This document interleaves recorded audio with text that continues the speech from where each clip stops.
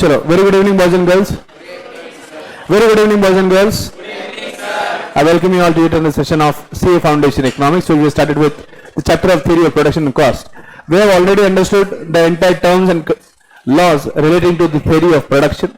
Lastly, past 2 days we have started discussing about the theory of cost. Well, so far we have understood the term cost, cost function. In the last lecture we have understood different types of cost. The cost function is classified under short run and long run. We have understood the different types of cost under the short run. In the last lecture I have also explained you what do we mean by semi-variable cost. Now in today's discussion, let's go ahead with understanding one more type of cost which is called as the semi-variable cost. अगला point जो हम यहाँ पर discuss करने वाले हैं वो है सेमी वेरिएबल कॉस्ट. अगला पॉइंट जो अपने डिस्कस करना वो क्या है? Semi variable cost. तो बेटा सॉरी सेमी वेरिएबल हो गया, stair step variable cost. Sorry, अगला पॉइंट जो है वो है stair step variable cost. Stair stair यानी पायरिया, जो स्टेयर्स होते हैं, राइट. अगर आप इस कॉस्ट का डायग्राम देखो, कर्व देखो, तो वो कैसे स्टेयर्स के जैसे है क्या? स्टेयर्स के जैसे है क्या? तो इसे हम कहते हैं स्टेयर स्टेप कॉस्ट. इसका क्या मतलब होता है पहले ये समझता है, फिर मैं आपको उसको एक्सप्लेन करने की कोशिश करता हूं. The cost which remain fixed over an increase in the output and then which it tends to be variable which in turn again tends to be fixed then again variable and so on forming a step manner is termed as a stair step cost. वो cost जो शुरुआत में तौर में एक बार fixed होते हैं एक लेवल ऑफ आउटपुट तक, फिर एक डिजायर्ड लेवल ऑफ आउटपुट पे पहुंचने के बाद फिर वो वेरिएबल हो जाते हैं. वेरिएबल होने के बाद फिर और थोड़ी देर के बाद वो फिर से फिक्स्ड हो जाएंगे, फिर से वो वेरिएबल होंगे और फिर से वो फिक्स्ड हो जाएंगे. फिक्स्ड वेरिएबल ऐसे वो चलते रहेंगे. और जब हम उसकी कर्व बनाएंगे स्टेयर स्टेप वेरिएबल कॉस्ट, एक स्टेयर के जैसे वो कर्व निकलेगी, इसीलिए हम इसे कहते हैं स्टेयर स्टेप कॉस्ट. अब यहां पे एग्जांपल दिया है, एग्जांपल समझो, कंसेप्ट समझ में आ जाएगा.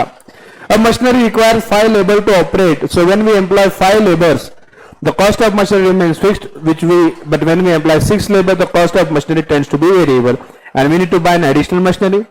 Thereafter the cost remains fixed till 10th labor and again tends to be variable when we employ the 11th labor. Let's say मैंने मेरे प्लांट में एक मशीनरी लगाई है. Machinery is a fixed asset. So machine पे जो मैं खर्चा करूंगा शुरुआत में एक बार, वो मेरा फिक्स्ड कॉस्ट होगा या वेरिएबल कॉस्ट होगा? Fixed cost. मैंने एक मशीन लगा दी तो उसके ऊपर 5 लेबर आराम से आउटपुट निकाल सकते हैं. कितने लोग काम कर सकते हैं उसके ऊपर? 5. कितने लोग? 5 लोग. 5 लोग उसके ऊपर बड़े आसानी से, बड़े आराम से उसके ऊपर काम कर सकते हैं, हाँ या ना? राइट. सो लेट्स से मैंने M1 मशीनरी खरीद ली. जब मैं M1 मशीनरी खरीदूंगा, पहले जब मैं 5 लेबर डिप्लॉय करता हूं तो मेरा कॉस्ट क्या रहेगा? मशीनरी का फिक्स्ड कॉस्ट रहेगा. क्या रहेगा? Fixed cost. पहले 5 जब लेबर आउटपुट निकाल रहे हैं तो मेरा मशीनरी का कॉस्ट क्या है? मेरा फिक्स्ड कॉस्ट. लेकिन जब मैं छठा लेबर डिप्लॉय करूंगा, ये छठा लेबर अपॉइंट करूंगा, तो क्या छठे लेबर को पहले वाली मशीन के ऊपर काम करने के लिए कोई जगह है क्या? नहीं. यानी मुझे छठे लेबर से 10वें लेबर तक जब अपॉइंट करना है तो उसके लिए और एक एडिशनल मशीनरी लानी होगी. तो आउटपुट को अगर बढ़ाना है तो मुझे एक और मशीन खरीदनी होगी. तो मशीनरी का कॉस्ट जो पहले फिक्स था, पहले 5 लेबर तक, अब 6 लेबर से 10 लेबर तक क्या हो गया? क्या हो गया? वेरिएबल. तो जैसे ही मैंने छठा लेबर अपॉइंट करना है, जैसे मुझे 5 लेबर के आउटपुट के बाद अगर उससे आगे आउटपुट बढ़ाना है, जैसे मैं 6 लेबर लेता हूं, तो 6 लेबर जब मैं लेता हूं तो मेरे जो फिक्स कॉस्ट था मशीन का, अब मुझे एक और मशीन लानी पड़ेगी. एक और मशीन लानी पड़ती है, मतलब पहले जो फिक्स था वो वेरिएबल हो चुका है, हाँ या ना? पहले जो फिक्स था वो वेरिएबल हो चुका है. तो यहां पर मैं वेरिएबल कॉस्ट इनकर करता हूं. Variable cost is upward moving, right. Fix cost is parallel to X axis. देखो, अब मैंने मशीनरी 2 ले ली. अब 2 मशीन है तो 2 मशीन में 7वां, 8वां, 9वां, 10वां, 10वें लेबर तक जब हम काम करेंगे फिर से मुझे और फिक्स कॉस्ट इनकर करने की गरज है क्या? नहीं. तो यहां तक 10वें लेबर तक मेरा M2 मशीन का कॉस्ट क्या फिर से रहेगा? फिक्स्ड. पहले 5 तक फिक्स्ड है, छठा लेबर लेते ही फिक्स्ड कॉस्ट वेरिएबल हो गया. एक मशीन मैंने एडिशनल ला ली, एक मशीन मैंने एडिशनल ला ली तो छठे लेबर पे वो वेरिएबल हो गया, वापस 7वें 8वें 9वें 10वें लेबर के लिए और एक मशीन लेने की जरूरत है क्या मुझे? नहीं। 7 8 9 10 नंबर का लेबर उसी सेकंड नंबर मशीन पे काम कर लेगा जो पहले फिक्स था, फिर वेरिएबल हो गया, अब वापस 7वें नंबर से 10वें नंबर तक फिर से क्या हो गया? वो फिक्स्ड। वापस मुझे 11वां लेबर लेना है तो 2 मशीन पे काम होगा क्या? मुझे वापस से तीसरी मशीन लेनी पड़ेगी, तो तीसरी मशीन लूंगा तो मुझे एडिशनल कॉस्ट इनकर करना पड़ेगा। एडिशनल कॉस्ट इनकर कर रहा हूं, इसका मतलब मेरा आउटपुट के हिसाब से कॉस्ट बदल रहा था, फिर से वो क्या हो गया? वेरिएबल।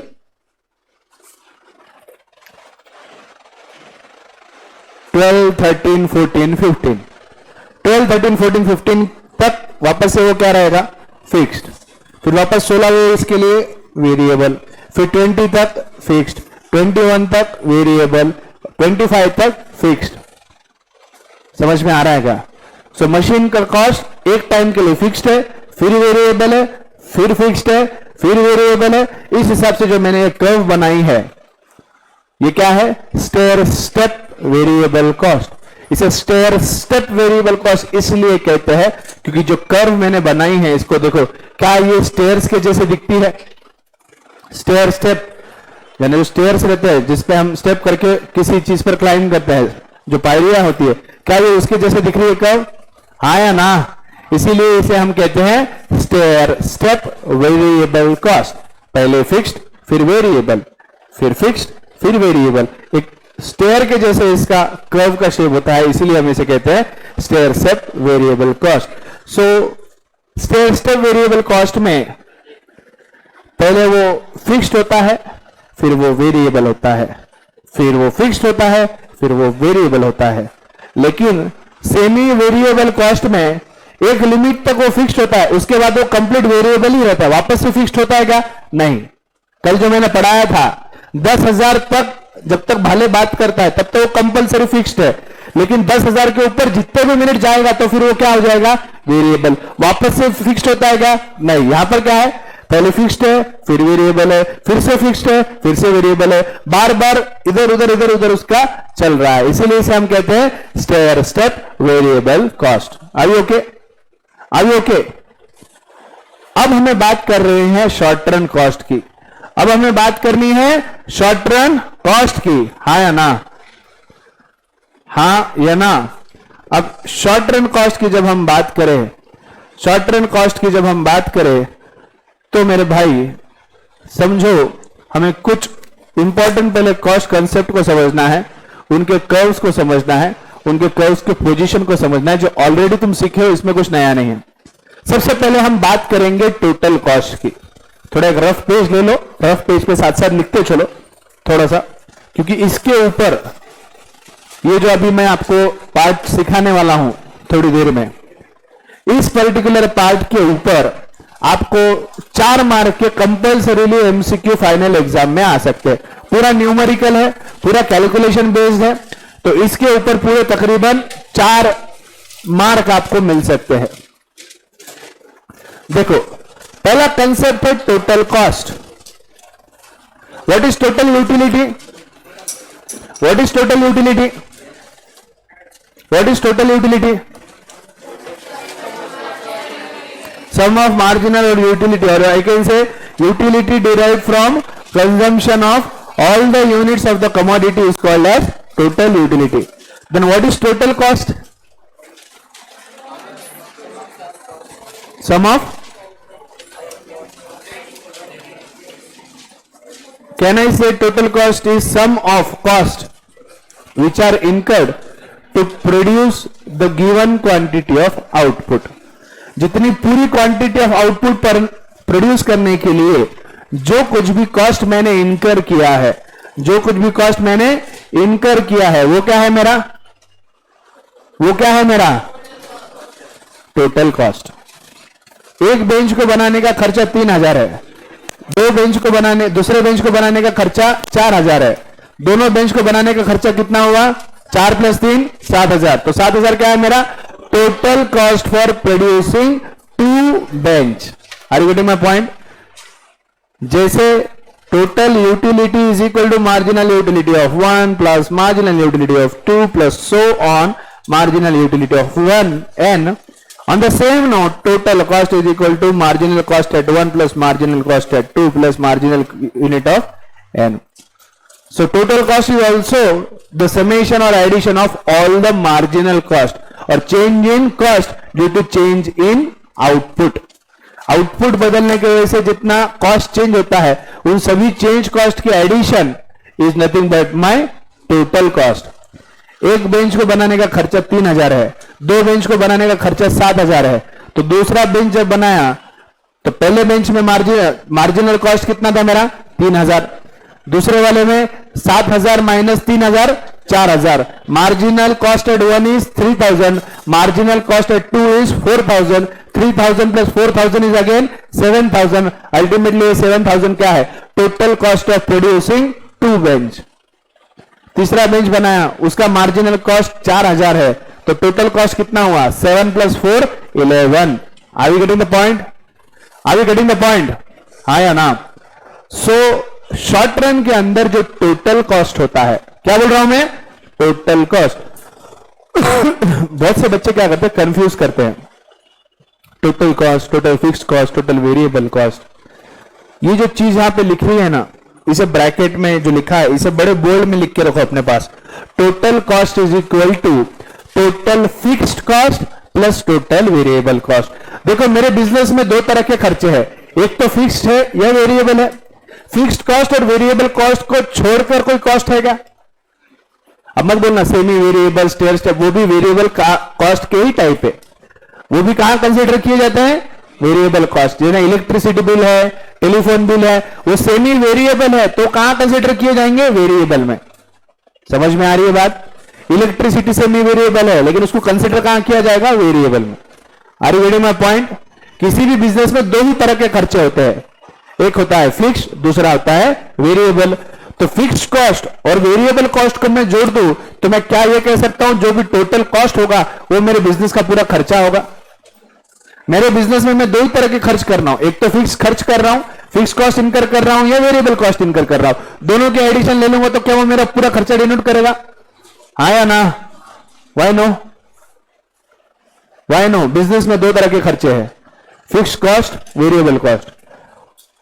जब मैं पूरे फिक्स कॉस्ट को और पूरे वेरिएबल कॉस्ट को जोड़ दूं तो जो आएगा वो क्या होगा, मेरा टोटल कॉस्ट। बिजनेस में जितना मैं फिक्स कॉस्ट खर्च कर रहा हूं, बिजनेस में जितना मैं वेरिएबल कॉस्ट खर्च कर रहा हूं, पूरा टोटल फिक्स कॉस्ट, पूरा टोटल वेरिएबल कॉस्ट का अगर मैं एडिशन कर लूं तो फाइनल अमाउंट जो आएगा वो मेरा क्या होगा, टोटल कॉस्ट। क्या होगा वो, टोटल कॉस्ट। और टोटल फिक्स खर्चा जितना कर रहा हूं मैं जैसे फिक्स कॉस्ट भी अलग अलग तरह के होते हैं, जैसे सैलरी है, रेंट है, ऐसे जितने भी मेरे फिक्स कॉस्ट है उन सबका मैं टोटल करूं तो वो क्या है, मेरा total fixed cost. Are you getting my point? जैसे प्रिंटिंग है, stationery, tea and refreshment, labour के wages, these are my variable cost. ऐसे बिजनेस में जितने भी वेरिएबल कॉस्ट है उसका एडिशन में कर लूं तो वो मेरा क्या होगा, total variable cost. So total fixed cost plus total variable cost is my total cost. Total cost is equal to total fixed cost plus total variable cost. Or you can also find total cost with this formula where total cost is equal to marginal cost at 1 plus marginal cost at 2 so until marginal cost of n. Are we okay? Are we okay?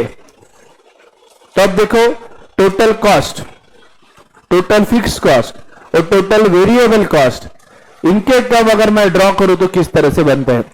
How is fix cost? Fix cost parallel to X axis. जो मेरा total fix cost है, does it change with the change in level of output? No. Average fix cost changes but total fix cost does not change with the change in level of output. So how is the total fix cost curve? Parallel to Y axis और X axis, parallel to X axis. ये red curve जो मैं बना रहा हूं, ये क्या है बेटा, मेरी total fixed cost. Total fixed cost. What is my variable cost? Cost which changes with the change in level of output is called as my variable cost. Variable cost origin से शुरू होता है, क्योंकि मैं 0 यूनिट अगर produce करूं तो मेरा टोटल वेरिएबल कॉस्ट क्या होगा, 0। जैसे जैसे मैं आउटपुट बढ़ाता जाऊंगा वैसे वैसे मेरा वेरिएबल कॉस्ट बढ़ता जाता है। आउटपुट बढ़ता है तो वेरिएबल कॉस्ट बढ़ता है। There is direct positive relationship between output and variable cost. Hence the variable cost curve is upward sloping from left to right. मेरा एक सीधा सा सवाल है, कोई अगर इसका जवाब दे पाए तो। वेरिएबल कॉस्ट ओरिजिन से चालू हो रहा है साहब, लेकिन टोटल फिक्स कॉस्ट ओरिजिन से चालू नहीं हो रहा, क्यों? सेम रहता? हाँ हाँ हाँ हाँ, आउटपुट कितना भी हो, मेरे क्लास में 0 एडमिशन भी हो तो भी मुझे 18,000 भाड़ा देना पड़ेगा। Whether you produce or whether you don't produce, you compulsorily have to incur the total fixed cost. 18,000 रुपए का 20-30,000 रुपए का जो रेंट है, वो 30,000 रुपए का रेंट मुझे देना होगा, चाहे एडमिशन 100 हो, 200 हो, 1000 हो या 0 हो। 0 के ऊपर भी टोटल फिक्स कॉस्ट उतना ही रहेगा, इसलिए यहां ऊपर से शुरू हो रहा है, ओरिजिन से नहीं हो रहा। Variable cost changes with the change in level of output. अगर आउटपुट 0 है तो मेरा टोटल वेरिएबल कॉस्ट क्या है? 0, इसलिए शुरुआत कहां से हो रही है? 0 से। फिर जैसे जैसे आउटपुट बढ़ेगा वैसे वैसे वेरिएबल कॉस्ट बढ़ेगा, इसलिए टोटल वेरिएबल कॉस्ट कर्व कैसी है? Upward sloping from left to right. Now what is total cost? Total cost is total fixed cost plus total variable cost. यानी बिजनेस में अगर मेरा 1 लाख फिक्स कॉस्ट है, अगर बिजनेस में मेरा 1 लाख फिक्स कॉस्ट है तो मेरा टोटल कॉस्ट क्या होगा? 1 लाख प्लस वेरिएबल कॉस्ट। मेरा टोटल कॉस्ट, इधर ध्यान दो, अगर मेरे बिजनेस में टोटल फिक्स कॉस्ट 1 लाख रुपए है, so total cost is equal to total fix cost plus total variable cost. यानी कि मेरा टोटल कॉस्ट क्या होगा? 1 लाख प्लस वेरिएबल कॉस्ट, यानी 1 लाख से ही शुरू होगी। 1 लाख से कम आएगा कि मेरा total cost, let's say output is 0, total cost is equal to total fix cost plus total variable cost. Even if output is 0, total fix cost will be 1 lakh rupees. हाँ या ना? चाहे आप प्रोड्यूस करो कि मत करो, फिक्स कॉस्ट तो आपको इनकर करना है, भाड़ा तो आपको देना ही होगा। लेकिन अगर आपका आउटपुट 0 हो तो टोटल वेरिएबल कॉस्ट क्या होगा? 0। तो कितना हुआ total cost eight 0 unit? 1 lakh rupees. इसीलिए मेरी टोटल कॉस्ट को जहां फिक्स कॉस्ट का है वहां से शुरू होता है। समझ में आया क्या? आया क्या समझ में? At 0 unit total cost will not be 0। Don't confuse yourself. At 0 unit total cost will not be 0, fix cost will not be 0, only total variable cost will be 0। इसीलिए सिर्फ वेरिएबल कॉस्ट कब ओरिजिन से निकल रही है। At 0 unit of output, total cost is equal to total fixed cost plus total variable cost. Total fixed cost कितना है मेरा? 1 लाख रुपए। टोटल वेरिएबल कॉस्ट कितना है मेरा? 0 इज इक्वल टू कितना हुआ? 1 लाख। यानी टोटल कॉस्ट कर्व की शुरुआती कहां से हो रही है? 1 लाख से। यानी जहां पर फिक्स कॉस्ट कर्व है वहां से टोटल कॉस्ट कर्व शुरू होगी। यानी आप आउटपुट कितना भी निकालो, आपकी शुरुआत कहां से होगी? 1 लाख। तो ये हुआ मेरा स्टार्टिंग पॉइंट, ये हुआ मेरा स्टार्टिंग पॉइंट। ये देखो, ये मेरा स्टार्टिंग पॉइंट है, आया ना? अभी स्टार्टिंग पॉइंट के बाद जैसे जैसे आउटपुट बढ़ेगा, ये 1 लाख से ऊपर तो नहीं जाना है फिक्स कॉस्ट, लेकिन वेरिएबल कॉस्ट बढ़ता जाएगा, तो वहां से आगे कब ऊपर जाएगी। इसीलिए टोटल कॉस्ट का ऐसे निकाली जाइए। और उसका स्टार्टिंग पॉइंट कहां से है? तो origin of fix cost. Origin of fix cost से हमारी टोटल कॉस्ट का आगे बढ़ती रहती है, क्योंकि जब तक आउटपुट 0 है टोटल कॉस्ट में पूरा कॉस्ट क्या दिखता है? फिक्स कॉस्ट का। और जैसे जैसे आउटपुट बढ़ता जाएगा उसके अंदर वेरिएबल कॉस्ट वहां से आगे बढ़ता रहता है। समझ में आया? तीनों कर्व की प्लेसमेंट समझ में आई? हाँ या ना? हाँ या ना?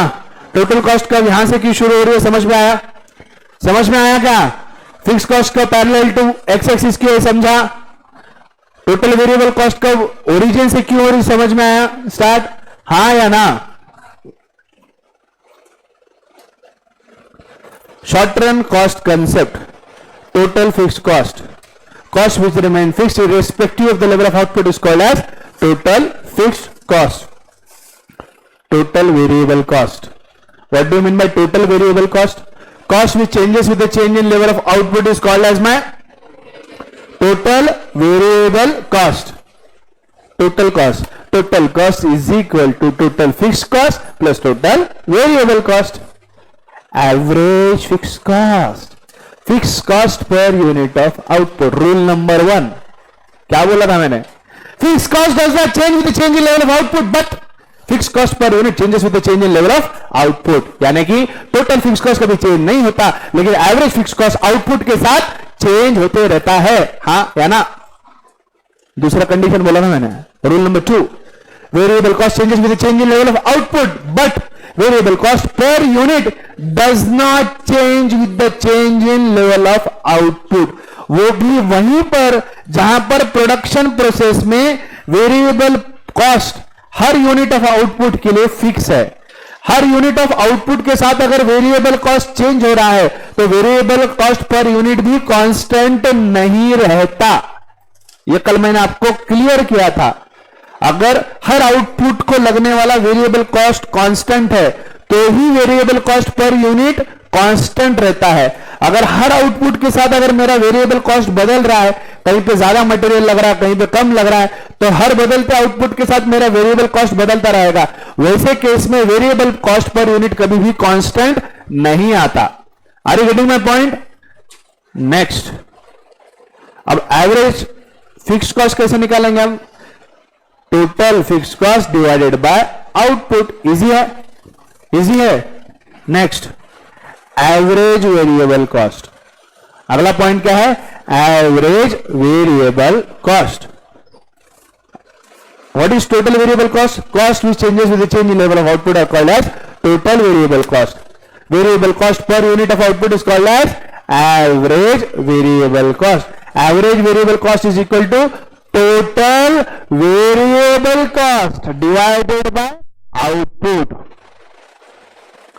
Average total cost. If total cost is equal to total fixed cost plus total variable cost, ध्यान दो, बाद में लिखने का टाइम दूंगा मैं। If total cost is equal to total fixed cost plus total variable cost, if total cost is equal to total fixed cost plus total variable cost, then can I say average total cost is equal to average fixed cost plus average variable cost? Yes or no? Or there is one more formula to calculate average total cost, where average total cost is equal to total cost divided by output, which will give me cost per unit of output. Now this cost will include both fixed cost as well as the variable cost. समझ में आया? Marginal, marginal का मतलब होता है change. Marginal utility, change in utility due to change in consumption is called as my marginal utility. फिर उसके बाद क्या देखा था हमने? marginal product. Change in output due to change in input is called as my marginal product. अब मैं क्या बोल रहा हूं? marginal cost. Change in cost due to change in output. Change in cost due to change in output is called as my marginal cost. Marginal cost is equal to total cost at n minus total cost at n minus 1.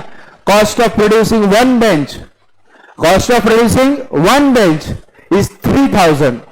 Cost of producing two bench is 7,000. Calculate the marginal cost for producing the second bench. Marginal cost at second bench is equal to total cost for two bench minus total cost for 2 minus 1, that is first bench.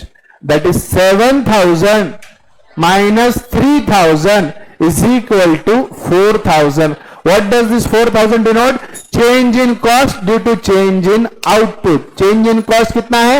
4,000. Change in output कितना है? 1. पहले 1 बनाते थे, अब 2 बनाते हो। Change in output कितना है? 1.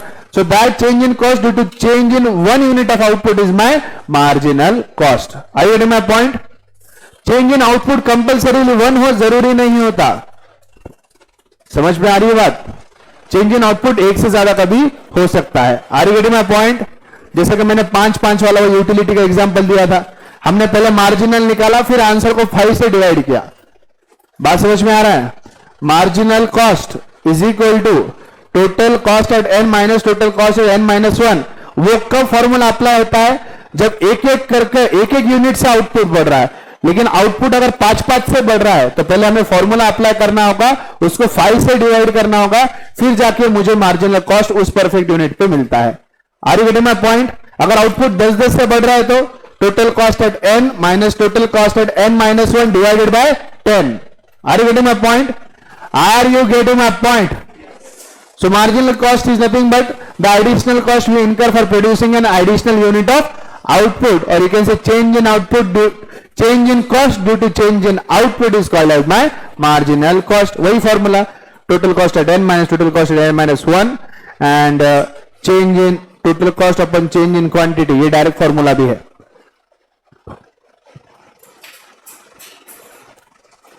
अब इन सभी कंसेप्ट को समझना है। ये मॉड्यूल लिखा,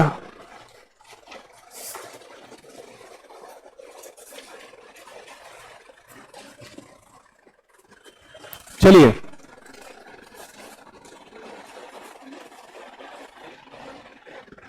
चलो यूनिट ऑफ आउटपुट निकालो सब लोग, बी फास्ट। चलिए मैं आपको टेबल दे रहा हूं, टेबल के हिसाब से वैल्यूज दूंगा, वैल्यूज के हिसाब से जो वैल्यू मैं आपको नहीं दूंगा वो वैल्यू आपको फाइंड आउट करनी है। सबसे पहले कॉलम में लिखिए यूनिट ऑफ आउटपुट। 1 2 3 4 5 6 7 8 8 कॉलम बनाने आपको, छोटे छोटे 8 कॉलम बनाने हैं और 12 लाइन का टेबल है। जल्दी बेटा, तुम किताब लेके रफ में सॉल्व करो, सॉल्व करने के लिए तुम तुम्हारा सॉल्व करो, वो उसका सॉल्व करेगा। तुझी पुस्तक घे रे शिंदे, हाँ घेऊन ये। कोई भी आइडल नहीं बैठेगा, मैं पढ़ा इसलिए नहीं रहा क्योंकि मैं इसका प्रैक्टिस चाहता हूं। चलो ले लो आउटपुट, पहला कॉलम है आउटपुट 0 1 2 3 4 5 6 7 8 9 10 11 and 12. Total cost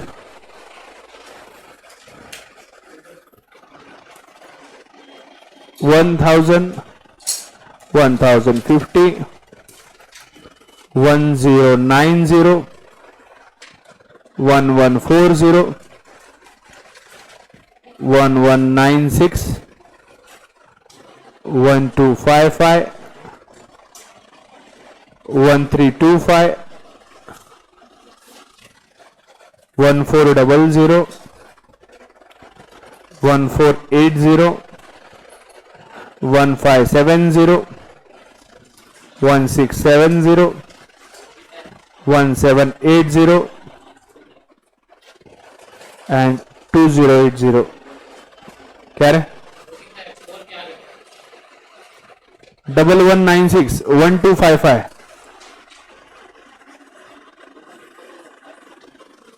समझे क्या? फिर इसके बाद वेरिएबल कॉस्ट,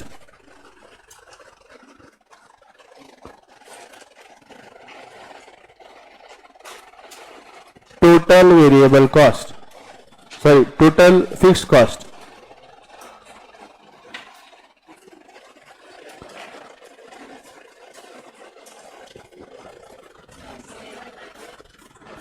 ठीक है। Now this is the given information you have. 2 minute रुको, अब आपको कैलकुलेट क्या क्या करना है मैं बता देता हूं। एक तो टोटल फिक्स कॉस्ट का कॉलम कंप्लीट करना है, टोटल वेरिएबल कॉस्ट का कॉलम फिक्स करना है, एवरेज फिक्स कॉस्ट निकालना है, एवरेज वेरिएबल कॉस्ट निकालना है, फिर उसके बाद एवरेज टोटल कॉस्ट निकालना है और फाइनली मार्जिनल कॉस्ट कैलकुलेट करना है।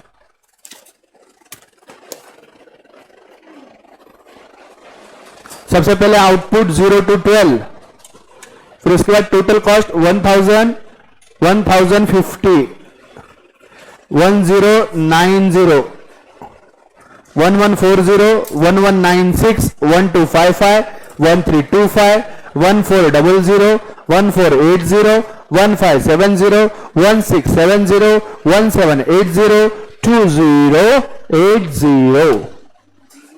और फिफ्थ यूनिट ऑफ आउटपुट पे टोटल फिक्स कॉस्ट 1000 दिया गया है।